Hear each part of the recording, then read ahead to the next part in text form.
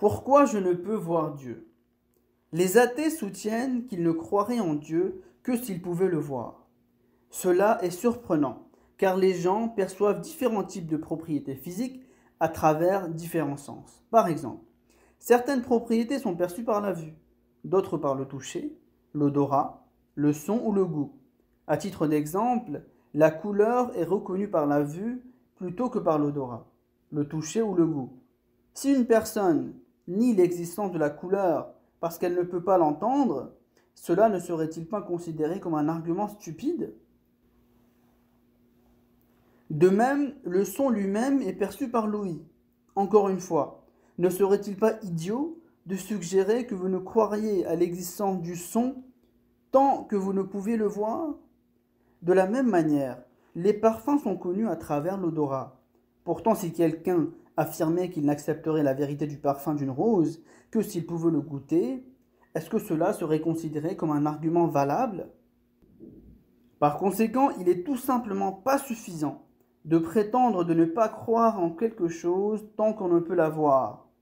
Si nous disions cela, il faudrait nier l'existence du parfum d'une rose, de l'acidité d'un citron vert, de la douceur du miel, de l'amertume de l'aloès, de la dureté du fer et de la beauté de la voix humaine. Aucun de ces éléments n'est perçu par la vue. Au lieu de cela, ils sont connus par les facultés de l'odorat, du goût, du toucher et du son. Ainsi, l'affirmation selon laquelle il faut voir Dieu pour croire en lui est gravement erronée. Ces détracteurs reconnaissent-ils le parfum d'une rose ou la douceur du miel à leur vue? Sinon, pourquoi insistent-ils sur la vue comme facteur déterminant de la croyance en Dieu? Encore une fois, il y a de nombreuses parties du corps humain dont nous affirmons la présence sans les avoir vues, et nous sommes en effet obligés d'admettre leur existence. Les gens croient-ils au cœur, au foie, au cerveau, aux intestins, aux poumons et à la rate seulement une fois qu'ils les ont vus, ou les reconnaissent-ils autrement? Si une personne tentait de prélever ses organes dans l'espoir de les voir et de prouver que ces organes existaient, elle mourrait avant même d'avoir eu la chance de les voir. Par conséquent, lorsque l'on cherche à déterminer l'existence de Dieu, qui est le plus subtil de tous les êtres, il n'est pas justifié de limiter les exigences de croyance en son existence de telle sorte que son existence ne peut être atteinte que par la vue. Quelqu'un a-t-il vu l'électricité? Bien sûr que non. Pourtant, nous ne nions pas son existence et ses effets sur les machines électriques et les ampoules d'éclairage.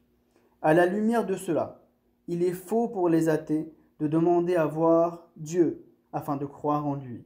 Dieu est certainement visible, mais il ne peut être observé que par des yeux capables de le voir. Pour ceux qui désirent le regarder, Dieu se tient devant le monde par sa force et sa puissance, et bien qu'il soit caché, il est le plus manifeste de tous.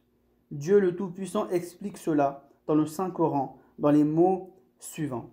La tudrikuhul absar, wa huwa yudrikul absar, wa huwa al-latiful khabir. Les regards ne peuvent pas l'atteindre, mais lui, il atteint les regards, et il est l'incompréhensible, le très conscient.